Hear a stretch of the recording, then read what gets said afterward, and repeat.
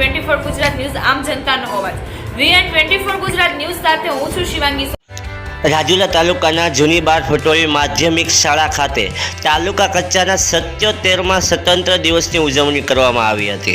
રાજુલા તાલુકાના શ્રી જૂની બાર ફટોળી ગામ તાલુકા કક્ષાએ 77માં સ્વતંત્ર પર્વ અને 15મી ઓગસ્ટ સ્વતંત્ર દિવસની ઉજવણી કરવામાં આવી હતી અને મામલતદાર સંદીપસિંહ જાદવની ઉપસ્થિતિમાં કાર્યક્રમ યોજાયો હતો. મામલતદાર દિલીપસિંહ જાદવના વરદ હસ્તે ધ્વજવંદન કરી ધ્વજવંદન ફરકાવ્યો હતો તેમજ શાળાની વિદ્યાર્થીઓ દ્વારા સ્વાગત ગીત રજૂ કરી પધારેલા મહેમાનોનું સ્વાગત કરવામાં આવ્યું હતું.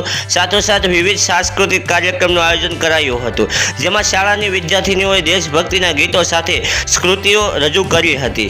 આવી જ રીતે ખૂબ જ વિદ્યાર્થીઓમાં આનંદ જોવા મળી રહ્યો હતો અને દેશભક્તિના ગીતો આ વિસ્તારમાં ગુંજી ઉઠ્યા હતા.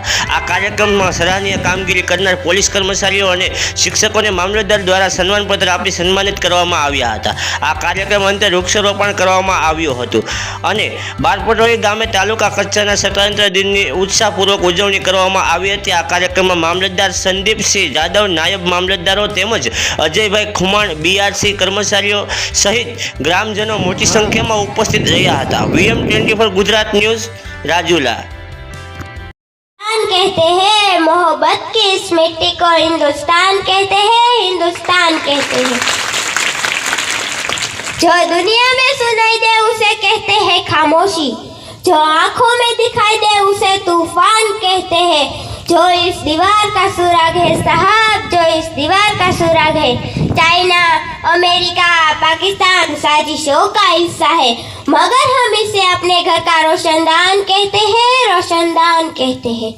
कार्यक्रम में उपस्थित सभी गणमान्य व्यक्ति, मैं कलसरिया भूमि देश प्रेम और राष्ट्र निर्माण उपलक्ष्य पर अपने कुछ विचार आप सभी के साथ साझा करना चाहती हूँ.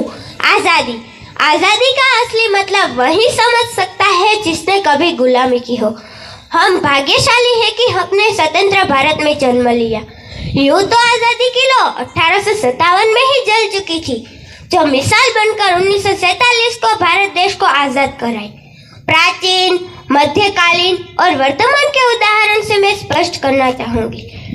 जब हम फिरंगी के फेरों में फंस गए थे, तब रंग दे बसंती चोला की एक एक आवाज पर टोलों के टोले उमड़ाते थे, तो उनके वंदे मातरम नारों से खून में आने वाला 5-5 डिग्री का तूफान अंग्रेज शासकों की जड़ों में तूफान लाके रख देता था.